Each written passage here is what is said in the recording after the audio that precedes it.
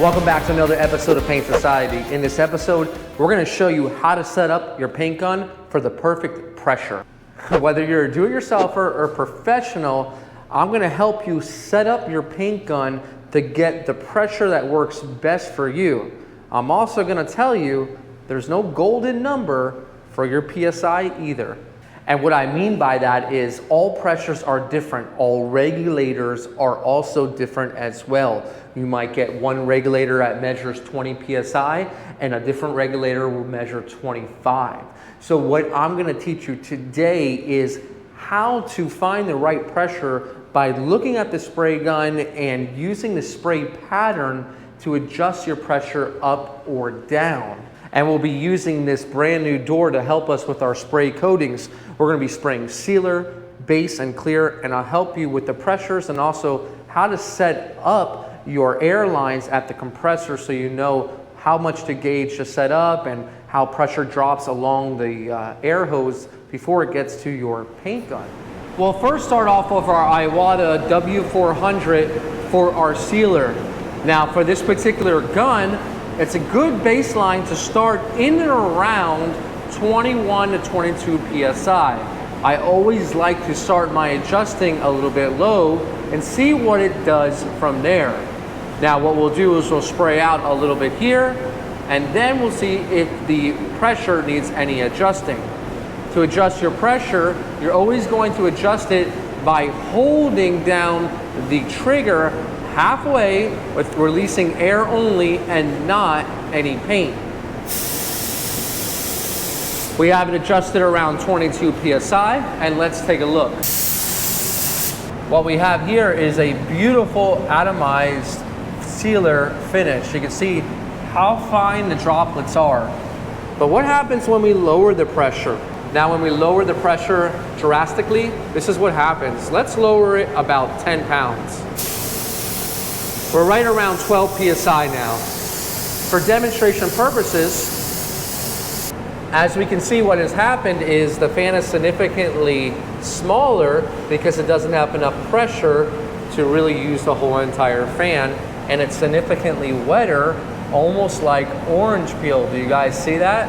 So I properly set up paint gun with the right pressure and drastically the wrong one. Now what happens when we increase it to about 10 over 22 PSI, around 32?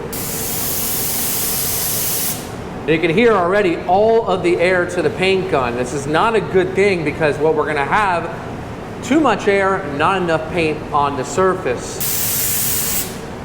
And what we can see here when we increase the pressure is we have too much air, and what it's doing is it's not utilizing the whole fan. This is not the sweet spot. You can see that the fan is not as big as our original 22 PSI, and it's completely ruined up the whole entire spray pattern. So this is what we want around here. And with that higher pressure, what happens is the paint dries before it hits the panel and it lands on the panel all dry, so we don't want that. So what we're gonna do now is use our 22 PSI. Once again, we'll hold the trigger down halfway and we'll adjust it. Now this is a 3M regulator, it works fairly well, but also remember that all regulators are gonna vary. So don't take that 22 PSI and run to your paint gun and use it. But what I want you guys to really do is start off between, let's say, 22 PSI and maybe 25 PSI, in and around there, and then you can go up or down and move in increments of 3 PSI and adjust from there.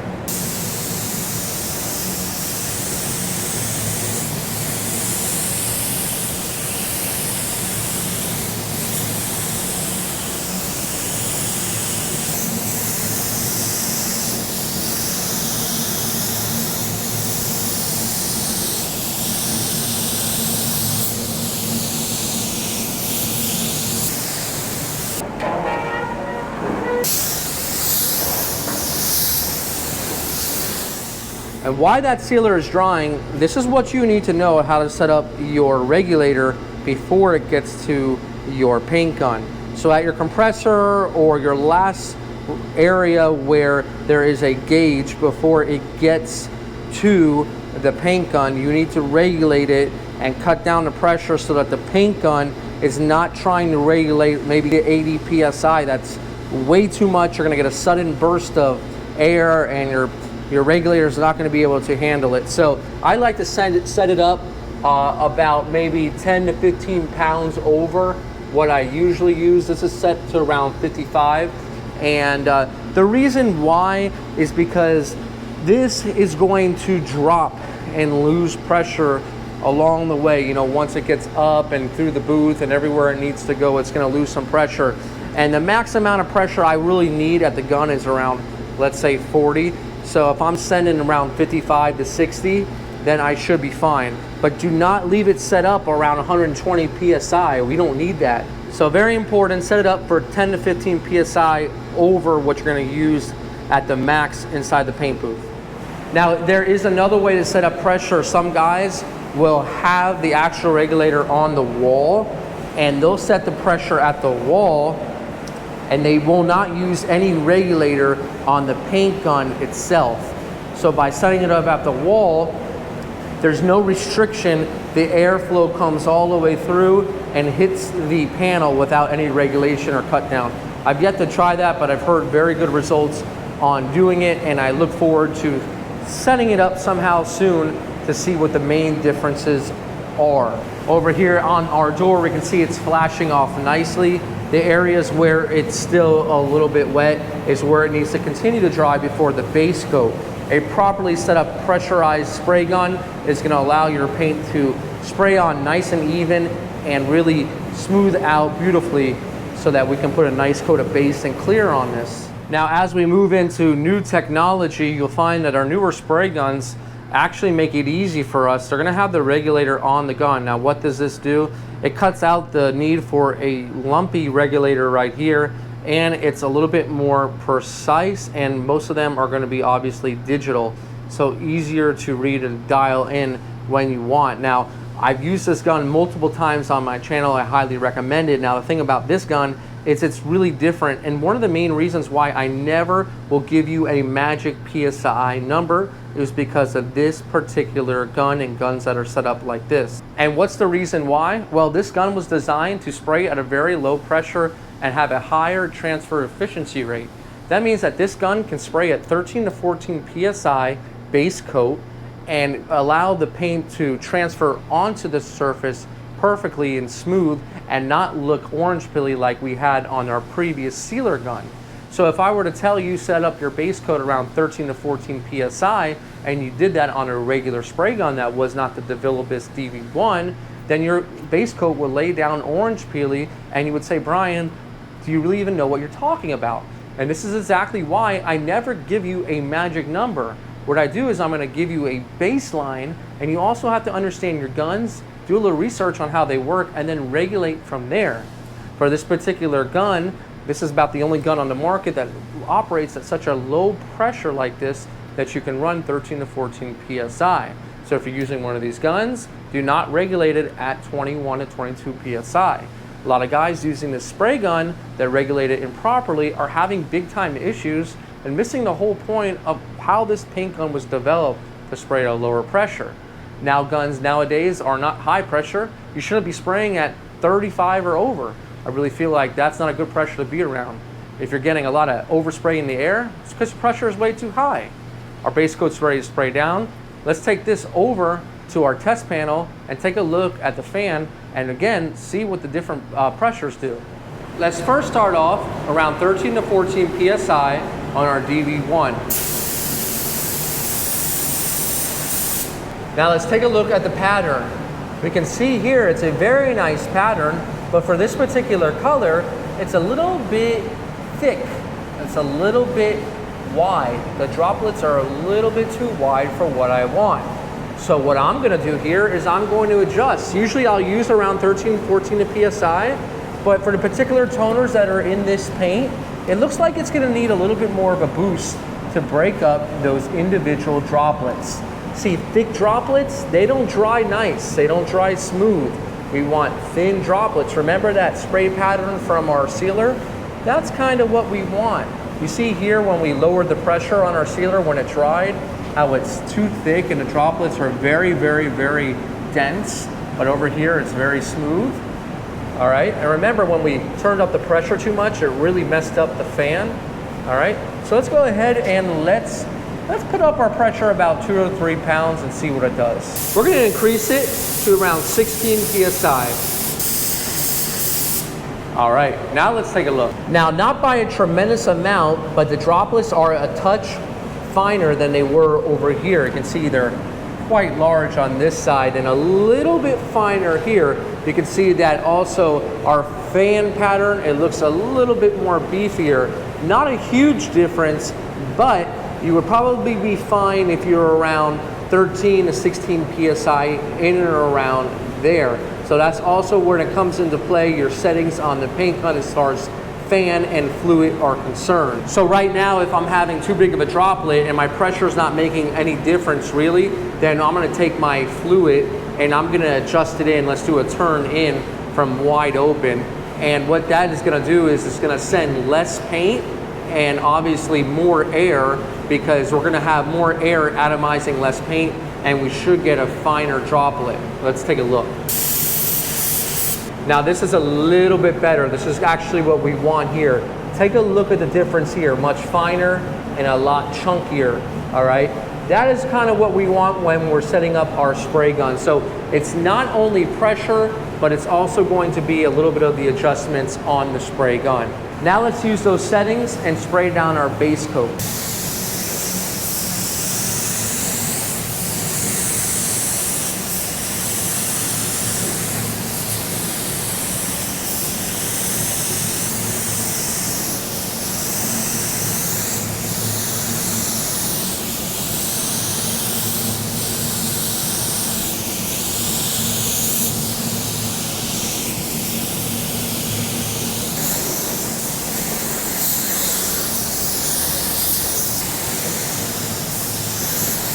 And with a properly set up spray gun, your paint will start to flash on time and look very smooth. We gave it 2 additional coats, and this is what it looks like.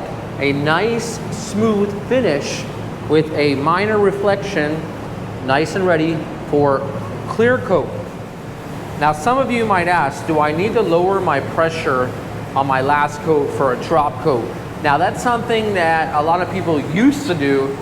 Newer technology with spray guns like this, you don't need to do that.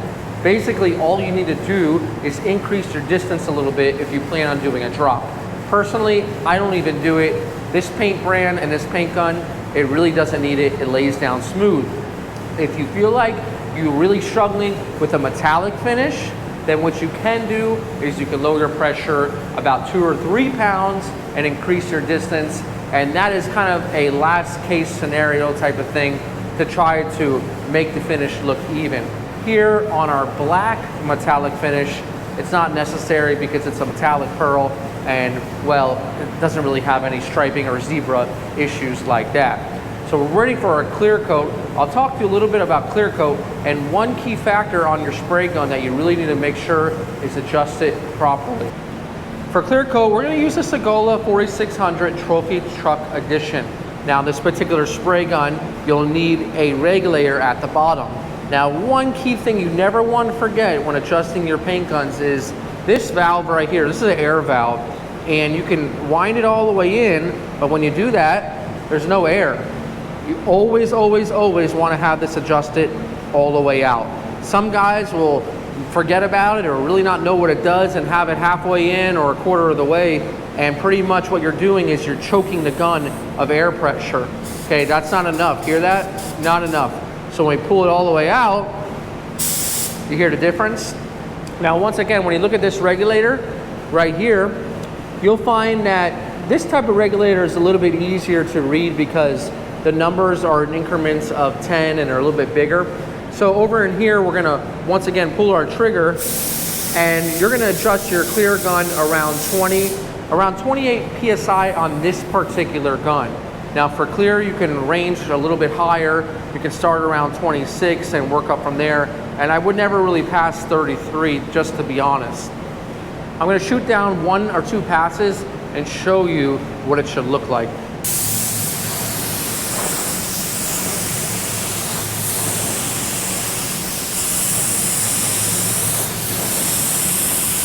Now in real time, we just shot this, and we can see here how fine those droplets are once again. If you have fine droplets, what that's gonna do is it's gonna get with other fine droplets and leave a smooth surface. If these were big and thick droplets, what would happen is, once again, they would create fat orange peel-like finish, and that's not what we have here. See how it's nice and smooth up here? You always wanna look at the edge of your pattern to see how well it's set up. If we were to increase the PSI at this point, we would have maybe a little bit finer droplet, but we wouldn't be getting enough paint on the panel. Let's go ahead and continue to finish the rest of the panel.